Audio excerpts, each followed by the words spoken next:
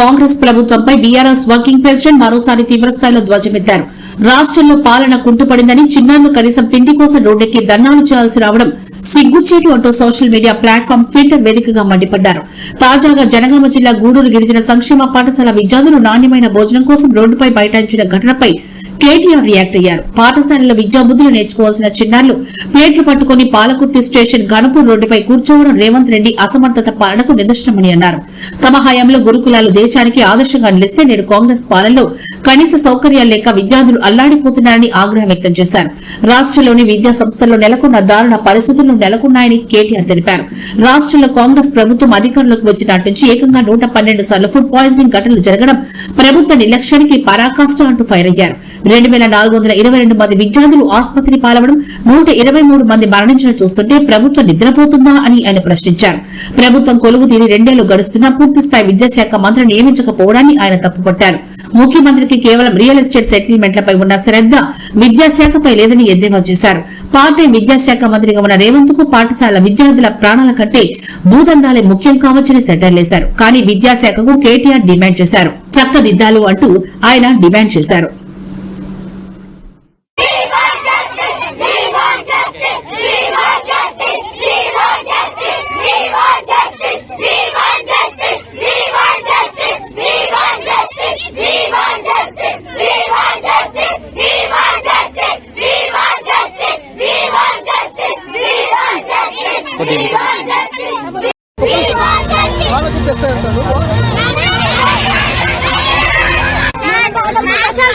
చిన్న పిల్లలు సార్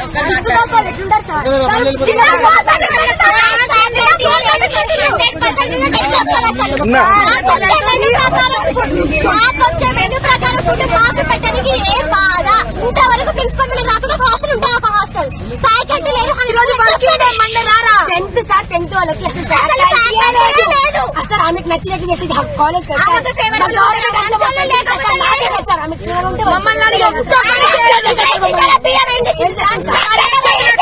మాకు టార్చర్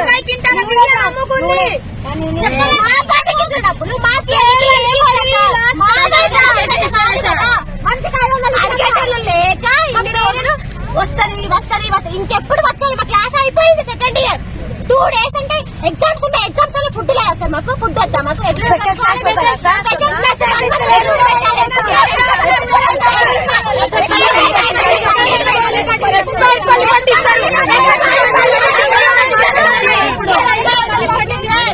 పల్లి పంపి ఎక్స్పైర్డ్ 2025-24-26 ఇది ఎప్పుడు ఇవ్వాలా?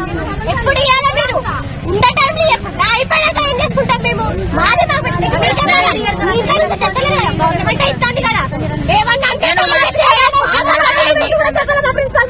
సార్ కనీసం ఒక మీటింగ్ పెట్టారు సార్. అసలు ప్రిన్సిపల్ అడిగిందే లేదు సార్. ఏమన్నా ఆమె వచ్చింది సార్ హాస్టల్లో. అవి ఇష్టమా సార్?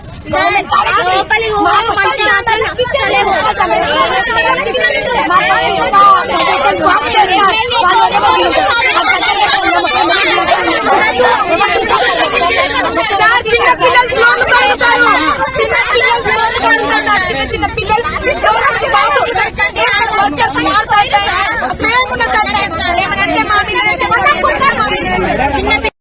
పూజ ఏర్పించి పసుపు నీళ్లు చల్లి అవి నిమ్మకాయలు కట్ చేసి అందరు అటు సైడ్ వేసిరు. అది ముట్టుకోద్దంటారు, దగ్గరికి పోద్దంటారు, కట్టిరు. అది మంచి పూజ నాకు చెడ్డ పూజ